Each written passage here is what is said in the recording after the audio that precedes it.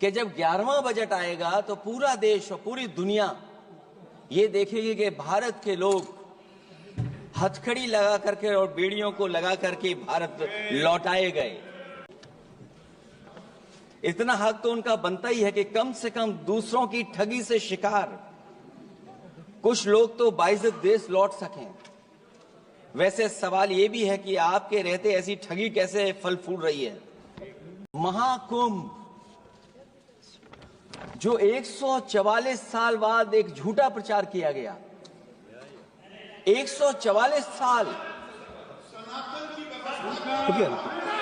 स्नान करके नहीं आए हो। कोई भी आस्था के विरोध में बोला आपको कोई अधिकार नहीं बनता है, आप स्नान करके नहीं आए हो।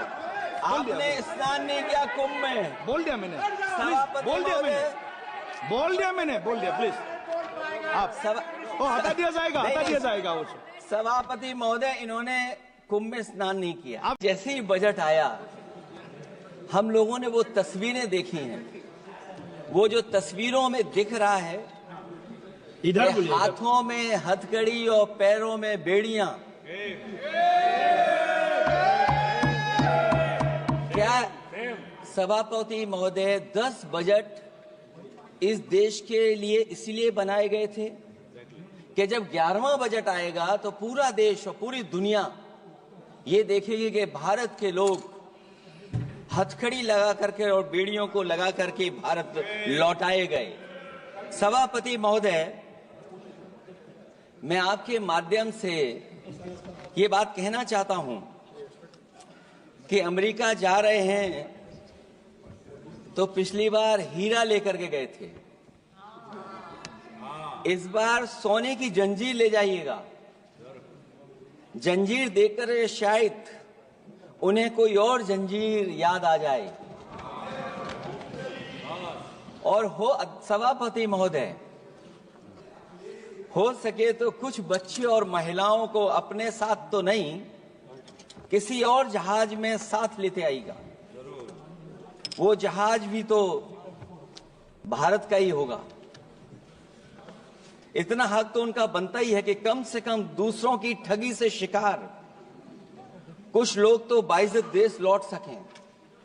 वैसे सवाल ये भी है कि आपके रहते ऐसी ठगी कैसे फल फूल रही है। और सभापति महोदय,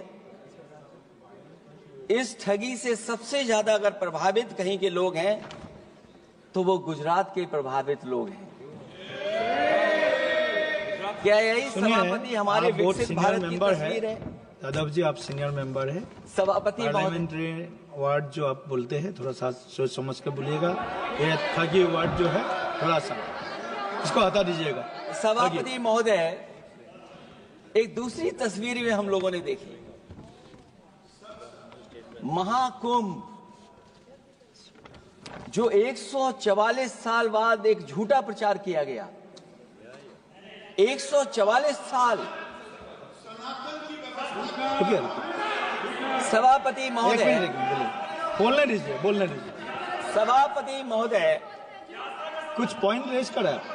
सभापति महोदय, ये एक मिनट रुकिए, एक मिनट, जस्ट ए मिनट, एस्ट्रोनॉम, एक minute please, honourable member please. Yadav ji, एक मिनट प्लीज, आप बैठे। सभापति महोदय, यादव जी आप बैठे, एक मिनट, आप बोलिए। संविधान का आर्टिकल 25, 26, 27 और 28 ये कहता है कि आप किसी भी रिलीजन के खिलाफ किसी प्रकार की बातें नहीं कर सकते। ये लोग एंटी हिंदू है, ठीक है, ये लोग एंटी हिंदू है, ठीक है, पूरे कांग्रेस के। I got the point, please. देख लेंगे इसको। I will see, please be seated। आप लोग बैठिए, हम देख लेंगे। सभापति महोदय, हम देख लेंगे, आप बैठिए प्लीज। आप बोलिए, हम देख लेंगे। गौरव जी बोला है ना, प्लीज आप लोग बैठिए, बोलने दीजिए, नेता को बोलने दीजिए, माननीय नेताजी को बोलने दीजिए। वो महाकुंभ की तस्वीर, क्या हो रहा है? ये भड़काना चाहते हैं, सभापति महोदय, ध्यान भड़काना चाहते हैं। एक मिनट, कोई भी ऐसा करके नहीं आए हो, कोई भी आस्था के विरोध में बोला, आपको कोई अधिकार नहीं बनता है, आप स्नान करके नहीं आए हो। आपने स्नान नहीं किया कुंभ में। बोल दिया मैंने, बोल दिया प्लीज। आप हटा दिया जाएगा उसे। सभापति महोदय, इन्होंने कुंभ में स्नान नहीं किया। आप इधर देखिए, शेयर पर देखिए, उधर मत देखिए, शेयर को संबोधन कीजिए। अगर फोटो आई होती तो मैं जैकेट वाली भी फोटो देख लेता। आपका कोई गलत फोटो दिखा है, सभापति महोदय, ऐसा लग रहा है। विकसित भारत की जो दूसरी तस्वीर देखी जी, वो तस्वीर न केवल हम लोगों को दुख पहुंचाती है, बल्कि तमाम वो सनातन को स्वीकार करने वाले लोग, उनको दुख पहुंचाया होगा।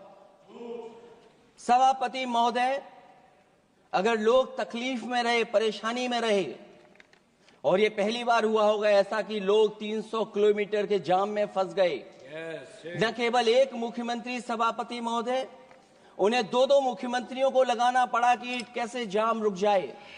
सभापति, इसके साथ साथ इन्हीं के संगठन के लोगों को जब लगा कि वो व्यवस्था नहीं बना सकते, तो इतने दिनों बाद इनके संगठन के लोगों की अपील है कि भारतीय जनता पार्टी के कार्यकर्ता बाहर आए और लोगों को सुविधा दें, परेशानी दें। ये बात तब सभापति आई है जब लोग दुख, तकलीफ, परेशानी की वजह से इनके खिलाफ चिल्लाने लगे, इनके खिलाफ बोलने लगे। सभापति महोदय, मैं ये पूछना चाहता हूं,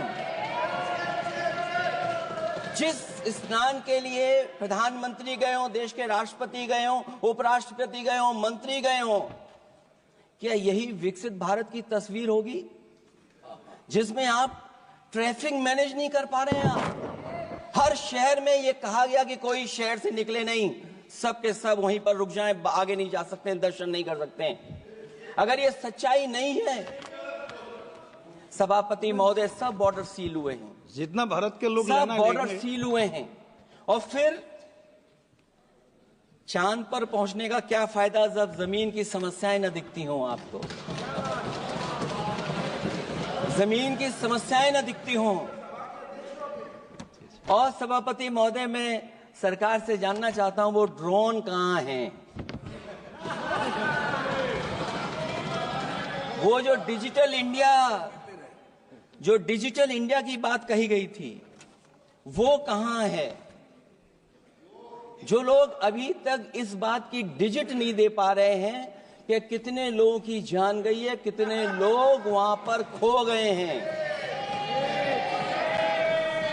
सभापति महोदय, इधर विज्ञापन और कार्टूनों की बड़ी चर्चा हो रही थी।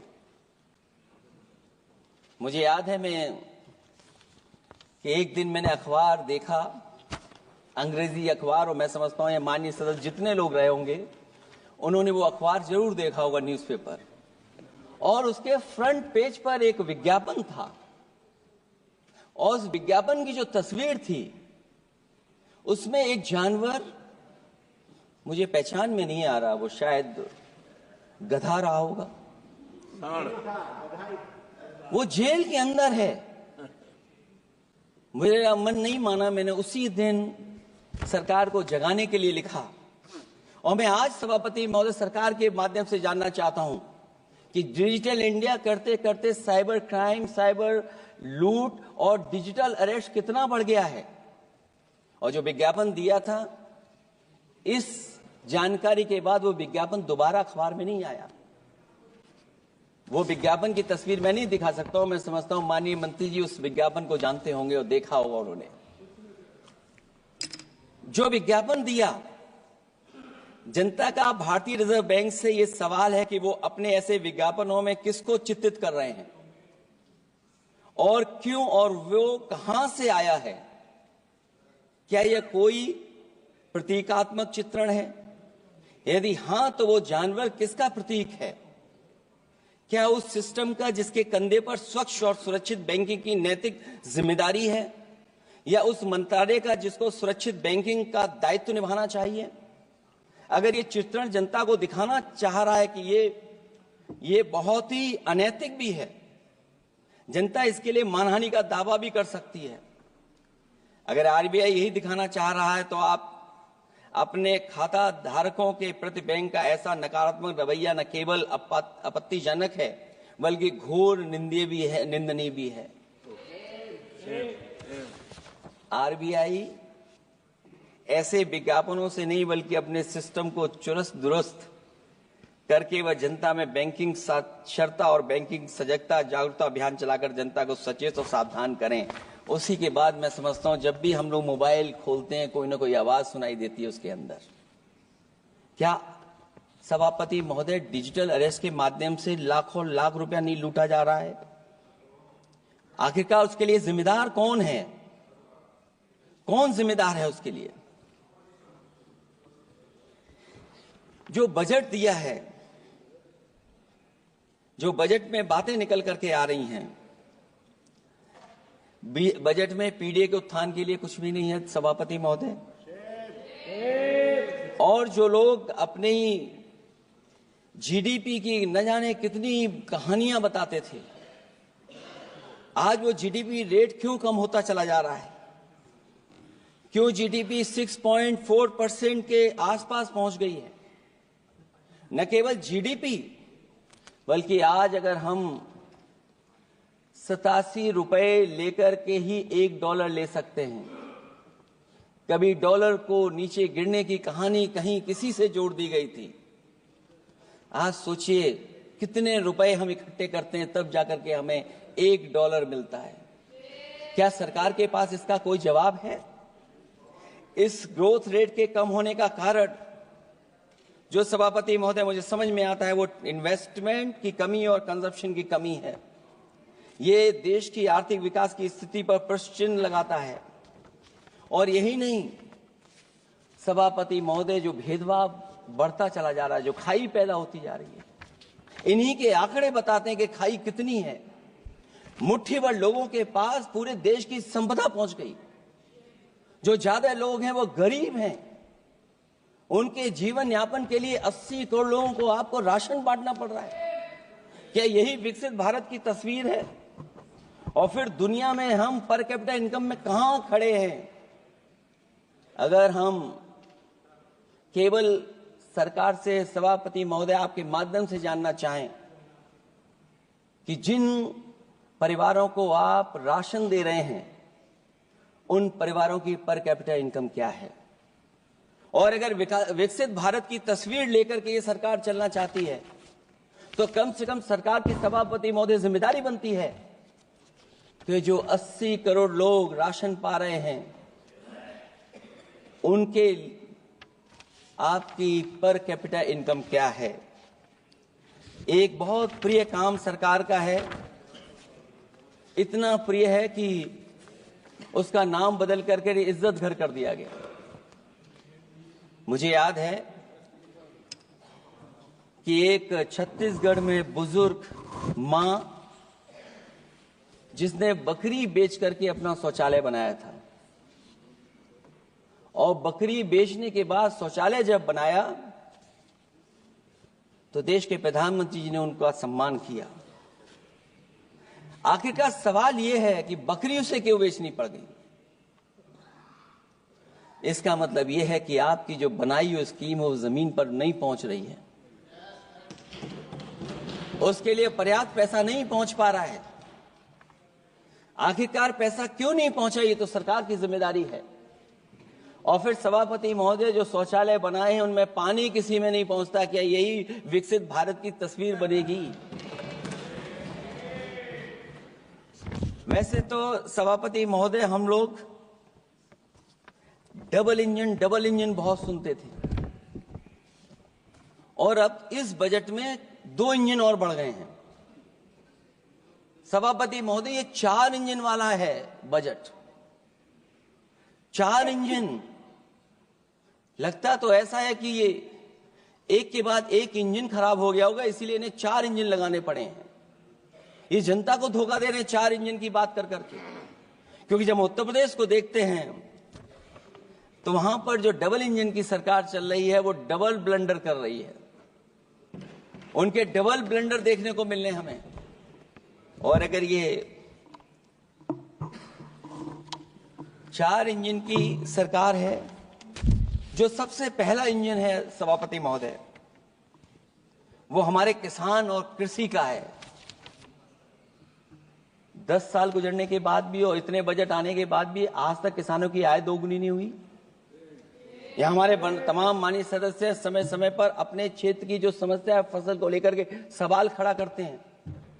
कई किसान नेता आंदोलन कर रहे हैं, अभी भी आंदोलन चल रहा है। सभापति महोदय, इस सरकार के पास जो विकसित भारत का सपना दिखा रही है, अभी तक किसान की आय दोगुनी कैसे हो उसका कोई रोड मैप नहीं है इनके पास। अगर कोई रोड मैप रहा हो तो बता दें हमें। और फिर एमएसपी की कानूनी गारंटी, सभापति महोदय, हजारों किसानों की जान चली गई कि एमएसपी को कानूनी गारंटी मिले, लेकिन आज भी वो गारंटी नहीं मिल पा रही है। क्या यही हमारा विकसित भारत होगा जिसमें किसान को एमएसपी नहीं मिलेगी, उसकी कोई गारंटी नहीं है? जो किसान की आय दोगुनी का सपना ले रहे थे, उन्होंने स्वामीनाथन जी को भारत रत्न तो दे दिया, लेकिन उनके कही हुई बातों को अभी तक नहीं पहुंचा पा रहे हैं। जो फसलें दलहन तिलहन बढ़ावा देने के लिए जो मिशन की घोषणा की गई थी, वो क्या मिशन अभी पूरा हुआ है?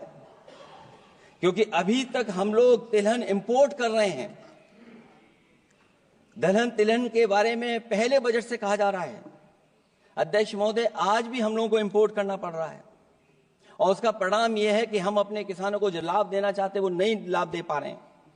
प्रधानमंत्री धन धान कृषि योजना 100 पिछड़े जिलों के लिए घोषित हुई है, लेकिन इसके लिए कोई बजट नहीं दिया गया है। फल और सब्जी का उत्पादन को बढ़ावा देने के लिए भविष्य में योजना बनाई जाएगी। यही 4 इंजन की बजट है कि फल और सब्जी के लिए बाद में बजट बनाया जाएगा, बाद में बजट घोषित होगी, पॉलिसी क्या होगी वो बाद में तय होगा। कृषि क्षेत्र में रिसर्च और डेवलपमेंट के लिए अधिक धन की आवश्यकता है, शायद इस बजट में अध्यक्ष महोदय वो नहीं दिखाई दे रहा है। कृषि क्षेत्र में कार्यबल करीब 46% है, लेकिन जीडीपी में इसका योगदान केवल 18% है। किसानों की खराब आर्थिक स्थिति को दर्शाता है कि अभी हमारा किसान गरीब है। फसल बीमा योजना, मुझे याद है फसल बीमा योजना को लेकर के न जाने कितना प्रचार किया गया, लेकिन सच्चाई तो यह है कि जब क्लेम करने की बात आती है तो जो आंकड़े बताते हैं वो अभी भी 3% से ऊपर नहीं पहुंच पाए हैं। किसान के कर्ज के कारण किसान आत्महत्या कर रहा है। क्या विकसित भारत की यही तस्वीर होगी कि लाखों लाख किसान हमारा आत्महत्या कर ले? अब तो सुना है कि वो आंकड़े भी आना बंद हो गए हैं। हमें किसान के ऊपर कर्ज और कर्ज के ऊपर कर्ज नहीं बढ़ाना है। जिस तरीके से आप बड़े बड़े उद्योगपतियों का ध्यान रखते हैं कि उनका समय समय पर कर्ज माफ करते हैं, मुझे पूरा भरोसा है कि हमारे देश के किसानों का भी कर्ज माफ होना चाहिए, उनको कर्ज से मुक्ति दिलाना चाहिए। अगर क्लाइमेट चेंज की बात होगी तो सबसे पहले असर अगर किसी पे पड़ेगा तो सबसे पहले प्रभावित अगर कोई होगा तो हमारा किसान प्रभावित होगा। उसके लिए क्या आपके पास रोड मैप है? हमारे माननीय सदस्यों ने बहुतों ने कहा है जीएसटी को लेकर के न जाने क्या क्या सरकार बनाती है और जीएसटी से लगातार व्यापारियों को उलझा रही है। जब तक जीएसटी के बारे में व्यापारी समझ पाता है तब तक जीएसटी को बदल देते हैं, तरीका बदल देते हैं।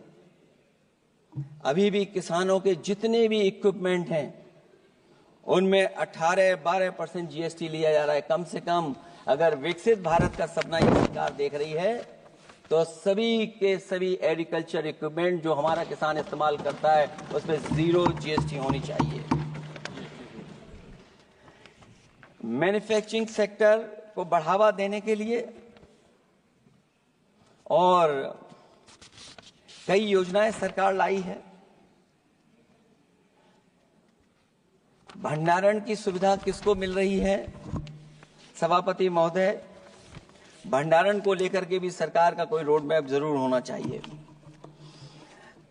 ये कैसी अर्थव्यवस्था है अध्यक्ष महोदय, जहां पर अर्थव्यवस्था को तो हम 3रे नंबर पे पहुंचा रहे हैं, लेकिन नौकरी और रोजगार उसके पास नहीं है। ग्रोथ है, ग्रोथ बताना चाहते हैं, लेकिन रोजगार और नौकरी नहीं है।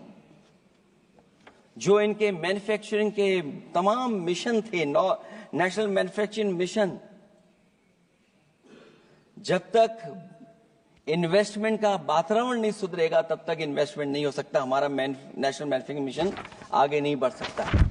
दूसरा इंजन इन्होंने बताया एमएसएमई, और एमएसएमई को लेकर के बहुत चिंता व्यक्त की।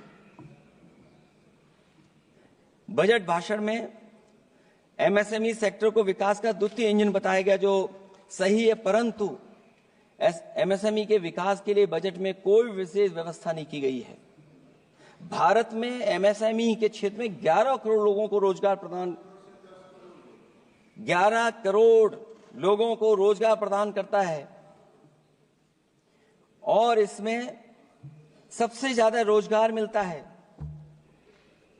जो कि हमारी माइक्रो यूनिट्स हैं, उनके लिए कोई योजना नहीं है। उनको विशेष मदद के लिए कोई प्रावधान न पहले किया गया न इस बजट में किया गया है। मैं केवल यूपी के बारे में कहना चाहता हूं कि यूपी में लगभग 96 लाख एमएसएमईज हैं, लेकिन केवल 14 लाख पंजीकृत हैं। पूरे देश में 6 करोड़ हैं। एमएसएमई के विपरीत केवल 1 करोड़ पंजीकृत हैं। अध्यक्ष महोदय, अगर 96 लाख एमएसएमईज हैं केवल यूपी में, 6 करोड़ पूरे देश में हैं, और पंजीकृत केवल 14 लाख और 1 करोड़ हैं, तो इसका मतलब यह है कि ज्यादातर एमएसएमई सेक्टर को सरकारी योजनाओं का कोई लाभ नहीं पहुंच पा रहा है। मुझे उम्मीद है कि एमएसएमई इसको लाभ पहुंचाने के लिए सरकार जागरूक होगी और अपनी डबल इंजन सरकारें जहां जहां चल रही हैं उनको जगाने का भी काम करेंगे। अध्यक्ष महोदय, एक समय ऐसा भी था जब लोग बजट के आने पर खुश होते थे, क्योंकि बजट नई उम्मीद जगाता था, देश और जनता को आगे की ओर ले जाता था। लेकिन भाजपा सरकार के बजट में न देश के विकास के लिए कुछ होता है, न जनता की तरक्की के लिए। बजट मायूसी लेकर नहीं आना चाहिए। बजट देश का आर्थिक मानचित्र होता है। वो दर्शाता है कि किस तरह पूरे देश का संतुलित, मतलब हर राज्य का बराबर विकास हो, और जो भी राज्य या क्षेत्र भौगोलिक, शैक्षिक, सामाजिक, राजनीतिक कारणों से पिछड़ गया है, उसके लिए कैसे प्रावधान किए जाएं जो वो भी मुख्य धारा से जुड़ सके। वर्तमान में बैलेंस डेवलपमेंट की नीति पिछड़ती जा रही है। मैंने कई मौकों पर कहा है, आज फिर दोहरा रहा हूं कि अध्यक्ष महोदय, सच्चा विकास वही होता है जो भेदभाव मिटाता है। अच्छा बजट किसी देश को हर दिशा में विकास का रास्ता तैयार करता है। इन्हीं अर्थों में बजट लोकतांत्रिक होता है, जो समाज के हर वर्ग के लिए लाभकारी होता है। ये सबसे आखिरी व्यक्ति को ताकत देकर के उसे आर्थिक मुख्य धारा से जोड़ता है। ये बजट होता है। और मैं तो कहूंगा अध्यक्ष महोदय, मिट जाए अमीरी गरीबी के बीच की वो सब खाई जिसमें भेदभाव और गैर बराबरी की जड़ें जमाई। बजट के अंदर उसके लिए हमेशा एक दिल धड़कना चाहिए, जो आज भी भूख के सूचकांक के आंकड़े बनाकर देश के दिखावटी विकास के सच का भंडाफोड़ कर रही है। भूख मिटे, महंगाई घटे, यही बजट का सबसे बड़ा नारा होना चाहिए। निर्बल को सबल बनाना, निराशा को आशा में बदलना ही बजट का मानवीय पहलू होना चाहिए। बजट का सबसे बड़ा सिद्धांत कमजोर के प्रति हमदर्दी होना चाहिए।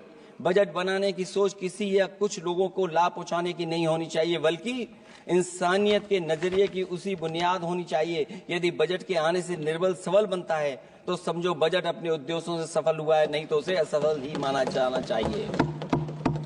अध्यक्ष महोदय, रोटी की भूख किसानों को विश्वास में लेकर ही मिटाई जा सकती है, और मैंने पहले भी कहा, फिर दोहराता हूं उन बातों को। किसान को फसल का सही दाम दिलवाना और उसे बीज, खाद, पानी का इंतजाम करना, आवारा पशुओं से उनकी फसलों को बचाना। और ये आवारा पशुओं को अध्यक्ष महोदय मैं इसलिए कहना चाहता हूं, उत्तर प्रदेश के चुनाव में देश के प्रधानमंत्री जी आए थे, उन्होंने कहा था कि मैंने एक रोड मैप बनाया है और 2 हफ्ते मुझे लगेंगे, सरकार बनवा दीजिए, एक भी जानवर सड़क पर नहीं दिखाई देगा और किसान की जान नहीं जाएगी और न खेतों की बर्बादी होगी। लेकिन अध्यक्ष महोदय, मैं उत्तर प्रदेश के माननीय सदस्य चाहे इधर के हों उधर के हों, वो जानते होंगे कि इस तकलीफ और परेशानी से अभी भी किसान उभर नहीं पाया है और आज भी खेतों को उसे चार दीवारी या तारों से जोड़ करके चलना पड़ रहा है। फसलों को बचाना सरकार की प्राथमिकता होनी चाहिए। इस मामले में जुमलेबाजी और झूठे वादे अच्छे नहीं। आंकड़े बताते हैं कि देश में बहुत सारे ऐसे कारोबार हो रहे हैं जो कारोबार बढ़ते चले जा रहे हैं। कई उद्योगपति कई गुना कारोबार से लाभ उठा रहे हैं। कई विदेशी कंपनियां इस धंधे में अरबों कमा रही हैं, लेकिन आलू का किसान इस लाभ से वंचित है। जहां अध्यक्ष महोदय, बिहार के लिए मुनक्का को लेकर के अगर वोट बढ़ाए, मैं उसका स्वागत करता हूं। मखाने को लेकर के एक कदम आगे चला गया, मैं दूसरे स्टेट में पहुंच गया अध्यक्ष महोदय। लेकिन मखाने का जो बोर्ड बनाए, लेकिन हमारे साथियों मखाने का ध्यान रखना, जिस तरीके से पॉपकॉर्न का मीठे और नमकीन में जीएसटी में हेरफेर हो गया है, कहीं आपके मखाने में भी मीठे का जीएसटी अलग हो, नमकीन का अलग हो, गुड़ वाले का अलग हो मखाने में। हाँ, कहीं वैसा ही ना करेंगे। आज किसान का आंदोलित होना सरकार की विफलता का सबसे बड़ा उदाहरण है। सरकार और किसान के बीच भरोसे के बिना भूख नहीं मिटाई जा सकती है। समय पर बीज खाद को मिलना, कृषि ऋणों को माफ होना, एमएसपी दिलवाना सरकार का दायित्व है। वो इससे बच नहीं सकती। किसानों के हिस्से में काले कानून नहीं, सतरंगी भविष्य आना चाहिए और ये सरकार काले कानून ला करके हमारे किसानों को अपमानित करना चाहती है।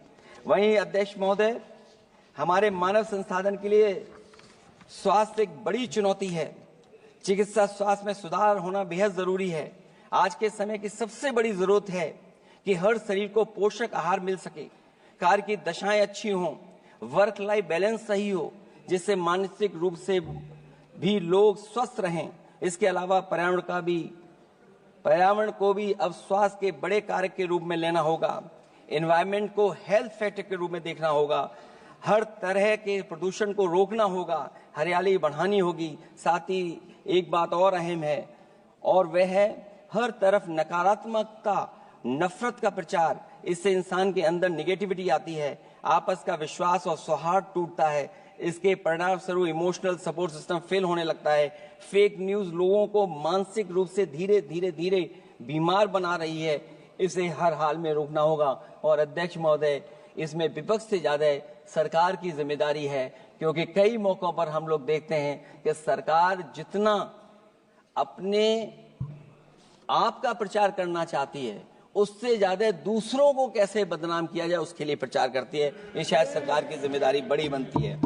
इससे देश के मानव संसाधन में जो जानबूझ करके आपसी अविश्वास बढ़ाया जा रहा है और समाज में सौहार्द को भी जानबूझ करके घटाया जा रहा है, जिससे कुछ लोग अपनी सियासी रोटियां सेक सकें, इसके लिए सख्त कानून लाना चाहिए। अध्यक्ष महोदय, एक तरफ सरकार लोगों को सही इलाज नहीं दे पा रही है, दूसरे जीवन और स्वास्थ्य बीमा पर भी टैक्स लग रहा है। सरकार मुनाफा कमाने के लिए नहीं बनती है, बल्कि जनता के कल्याण के लिए बनती है। ये बात कुछ लोगों को याद रखनी चाहिए। अगर आप अध्यक्ष महोदय, अगर काम है भी तो सही दाम नहीं मिल रहा है। ये बात अगर एक पढ़े लिखे युवा के लिए सही है, तो एक मजदूर के लिए भी दिन भर कमर तोड़ मेहनत तो करता है, लेकिन उतना पैसा मजदूरी में नहीं पाता है कि अपनों का अपना पेट भर सके। आज जबकि देश की अधिकांश आबादी युवा है, ऊर्जा से भरी हुई है, कुछ करना चाहती है, ऐसे में सरकार को सिर्फ ये करना है कि वो देश के कारोबारी वातावरण और व्यावसायिक व्यवस्था का निर्माण करे, लोगों के टैलेंट को पहचाने, उसकी सच में स्किल मैपिंग करे, जिससे युवा को प्रतिभाओं के अनुसार उसको काम रोजगार मिल सके, जिससे युवाओं को देश के निर्माण में अपना योगदान करने का मौका मिले। अध्यक्ष महोदय, जब से ये सरकार बनी है, महंगाई बढ़ती चली जा रही है। महंगाई कहां पहुंच गई है सरकार को बेहतर पता है, आकलन है उनको। इसलिए अध्यक्ष महोदय, महंगाई एक ऐसी समस्या बनकर उभरी है जिसने हर कौर को भारी बना दिया है।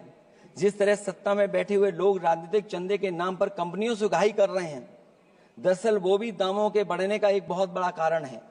सरकार ने मुनाफाखोरी की लगाम खोल दी है और मुनाफाखोरों को छुट्टा बैल हो गए हैं। आजाद भारत के इतिहास में भी नोटबंदी और जीएसटी दो सबसे बड़े आर्थिक सुधार हैं, सुधार नहीं बल्कि सबसे बड़े आर्थिक विकार बनकर के उभरे हैं। और अध्यक्ष महोदय, मैं याद दिलाना चाहता हूं, नोटबंदी के समय पर बैंक की लाइन में एक मां लगी थी गर्भवती, जो बच्चा जन्म लिया उसका नाम हम लोगों ने खजांची रखा है।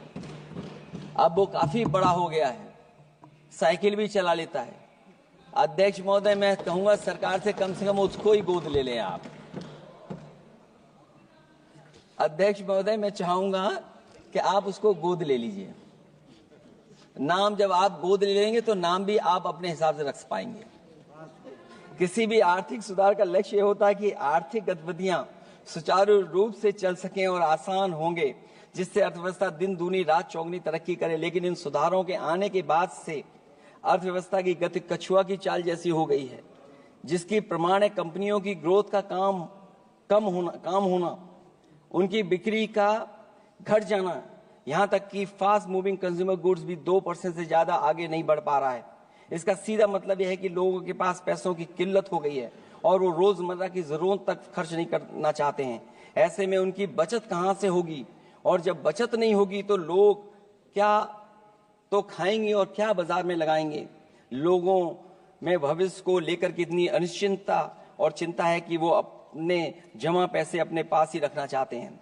इसलिए व्यापार में बढ़ोतरी नहीं हो पा रही है, बैंकों में भारी किल्लत है, पूंजी का निर्माण नहीं हो पा रहा है और लोग निवेश के लिए आगे नहीं आ रहे हैं।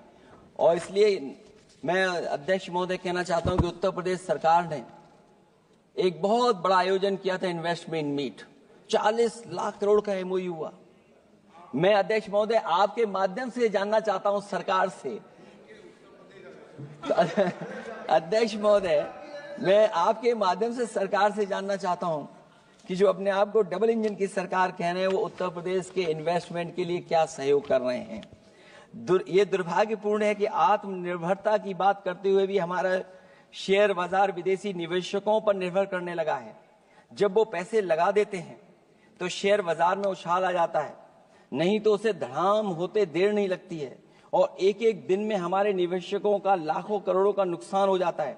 इसका एक बड़ा शिकार हमारी युवा पीढ़ी भी हो रही है, जो देखा देखी में पैसे तो लगा देती है लेकिन शेयर की खरीद फरोख्त से पैसा कमाने वाले बिचौलियों की गहरी चाल को समझ नहीं पाती है। ये खेल बंद होना चाहिए और जिम्मेदारी सरकार की बनती है कि खेल ये बंद हो। सेबी को अपना काम निष्पक्ष करना चाहिए और अर्थव्यवस्था की निगरानी व्यवस्था सच्ची नियत के साथ सजग और सचेत होनी चाहिए। सिक्योरिटी मार्केट से बाहर होनी चाहिए। अध्यक्ष महोदय, आज जिस तरह विदेशी निवेशक धीरे धीरे भारतीय बाजार से अपना पैसा बाहर निकाल रहे हैं, वो दर्शाता है कि हमारी अर्थव्यवस्था से अब उनका भरोसा उठ गया है। उन्हें दूसरे देशों से अधिक लाभ कमाने की उम्मीद है, इसलिए वो अपना पैसा यहां से निकालकर दूसरे देशों में लगा रहे हैं और हमारा शेयर मार्केट उनकी वजह से हिचकोले खा रहा है। अध्यक्ष महोदय, मैं अपने बात को ज्यादा बड़ा लिख दिया। क्योंकि अध्यक्ष महोदय बजट 4 इंजन का था, इसलिए बड़ा लिख करके लाए। कोई बात छूटे ना, क्योंकि सरकार तक वो बात पहुंच जाए। नहीं, क्योंकि अध्यक्ष महोदय अगर 11वां बजट हो 4 इंजन लगाने पड़े तो कहां विकसित भारत बन रहा है। जीएसटी को भ्रष्टाचार से मुक्त करना होगा, व्यापारियों के प्रति विश्वास जताना होगा। यदि टैक्स की व्यवस्था और दर सही होगी तो सब आसानी से टैक्स भर देंगे। हाई टैक्स रेट दरअसल भ्रष्टाचार को बढ़ावा देती है, इससे राजस्व की हानि होती है। सच में लोग काम कारोबार करना चाहते हैं, कर की चोरी नहीं करना चाहते हैं। इसलिए टैक्स की रेट को तार्किक बनाना और टैक्स सिस्टम को इजी करने की से ही अर्थव्यवस्था में गति आएगी। निवेश के लिए दुनिया वापस हमारे देश की ओर देखेगी। मैं अध्यक्ष महोदय अर्थव्यवस्था के संबंध में एक गंभीर मुद्दा मैं बताना चाहता हूं। एक बहुत गंभीर मामला है पलायन का। पलायन के मामले में एक बहुत बड़ा विरोधाभास हमारी अर्थव्यवस्था के लिए चुनौती बन रहा है। एक तरफ वो सबसे अमीर वो लोग जो अपनी पूंजी का निवेश करते हैं और दूसरी तरफ सबसे गरीब वो लोग हैं जिनके पास अपने श्रम निवेश करने के अलावा कोई दूसरा रास्ता नहीं है। ऐसे हजारों अरबपति बाहर के देशों में ज्यादा उम्मीद देखते हुए अपनी पूंजी लेकर देश छोड़कर जा रहे हैं। वहीं दूसरी तरफ जो सबसे गरीब लोग हैं वो राज्यों के असंतुलित विकास की वजह से अपने राज्यों से पलायन कर रहे हैं। ऐसे इस महा समस्या का सबसे बड़ा शिकार हमारा उत्तर प्रदेश है, जहां नौकरी और अवसरों की भारी कमी है, जहां विकास टीवी अखबारों होर्डिंग में तो दिखता है लेकिन जमीन पर नहीं। जब पूंजी और श्रम के निवेश के लिए आंतरिक वातावरण बनेगा तभी सच्चा विकास होगा, बजट अपने उद्देश्यों को प्राप्त करेगा, अर्थव्यवस्था लाभ के लोभ से मुक्ति होगी और बजट एक लोकतांत्रिक देश के जन कल्याण की सही दिशा में आगे बढ़ेगा। अध्यक्ष महोदय, बजट विकास में तेजी लाने का इसका मतलब यह है कि पिछले 11 सालों के भाजपा ने विकास के लिए कछुए की चाल चली है। जब उन्होंने समावेशी विकास सुनिश्चित करने के लिए संकल्प लिया तो ये बात खुली की हुआ है। मतलब कुछ लोग वहताशा आगे बढ़ गए हैं और बाकी नीचे की ओर जा रहे हैं। निजी क्षेत्र के निवेश में को नई जान डालने की बात करने का अर्थ ये निकलता है कि भाजपा राज में निजी क्षेत्र बेजान हो गया है। नोटबंदी और जीएसटी के लिए सुधार नहीं विकार साबित हुआ। अध्यक्ष महोदय, परिवारों के मनोभाव में उल्लास भरने की बात करने वो स्वीकार कर रही हैं, लोगों को मुस्कुराना बंद कर दिया है। अच्छे दिन न इनके राज में आए हैं और न आएंगे आने वाले समय में भी। भारत के बढ़ते मध्यम मार्ग को खर्च करने की शक्ति को बढ़ाने की बात तो मतलब है कि मध्यम वर्ग के हाथ खाली हैं।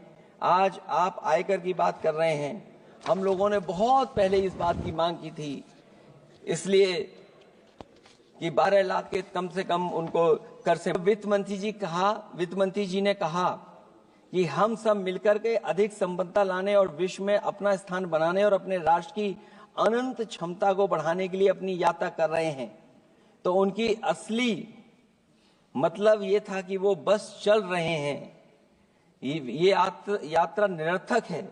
अगर 11 साल बाद भी मंजिल का अता पता नहीं है तो ये यात्रा कौन सी? अध्यक्ष महोदय, जब आपने कहा कि हमारे सामने प्रतिकूल भू राजनीतिक परिस्थितियां हैं, तो अध्यक्ष महोदय ये बताए सरकार कि आपने उन्हीं प्रतिकूलों को क्यों होने दिया, प्रतिकूल परिस्थितियों को क्यों बनने दिया?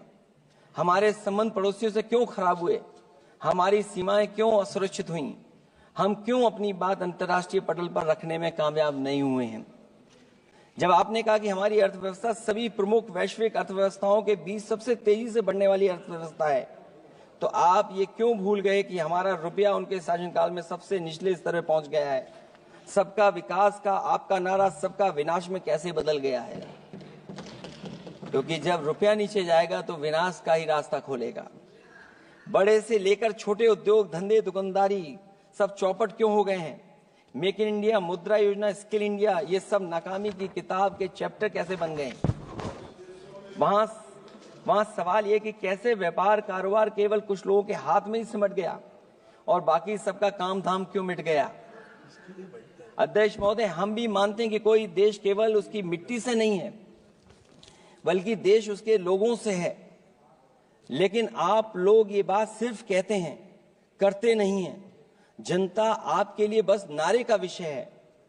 आप कहती हैं कि हमारे लिए विकसित भारत में शामिल हैं गरीबी से मुक्ति, 100% अच्छे स्तर की स्कूली शिक्षा, बेहतरीन सस्ती और सर्वसुलभ स्वास्थ्य सेवाओं तक पहुंच, 100% कुशल कामगार के साथ सार्थक रोजगार, आर्थिक गतिविधियों से 70% महिलाएं और देश को food basket of the world बनाने वाले किसान।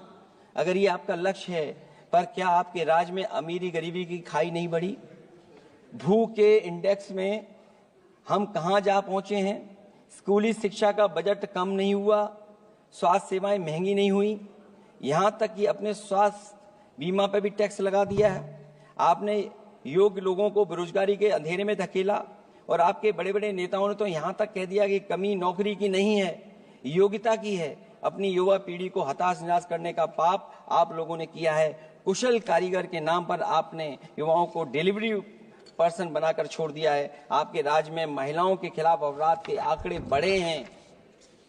ऐसे असुरक्षित माहौल में आप कैसे आर्थिक गतिविधियों में उनकी भागीदारी की बात कर सकते हैं? आपके मंत्रिमंडल में ही कितनी भागीदारी है, ये आपसे अच्छा और कौन जानता होगा। रही बात फूड बास्केट की, रही बात food basket of the world बनाने की बात, तो पहले आपसे आग्रह की आप अपने लोगों की थाली भर दीजिए। ऐसे हवाई जुमले उछालिए, कम उछालिए। इनमें अध्यक्ष महोदय,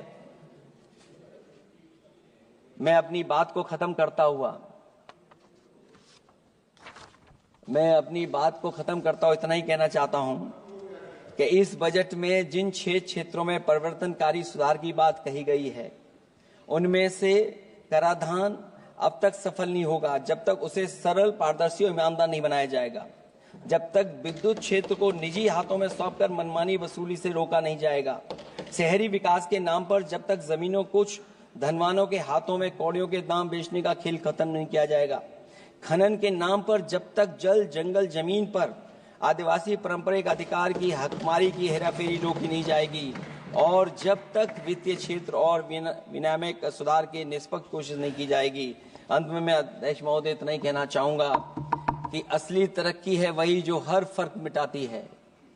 असली तरक्की है वही जो हर फर्क मिटाती है, जो हर तरफ खुशहाली के गुलशन खिलाती है। इन्हीं शब्दों के साथ अध्यक्ष महोदय मैं धन्यवाद देना चाहता हूं। मैं इस बजट का विरोध करता हूं। ये रोड मैप कहीं नहीं दिखाता है कि जिससे विकसित भारत बने। बहुत बहुत धन्यवाद अध्यक्ष जी आपका।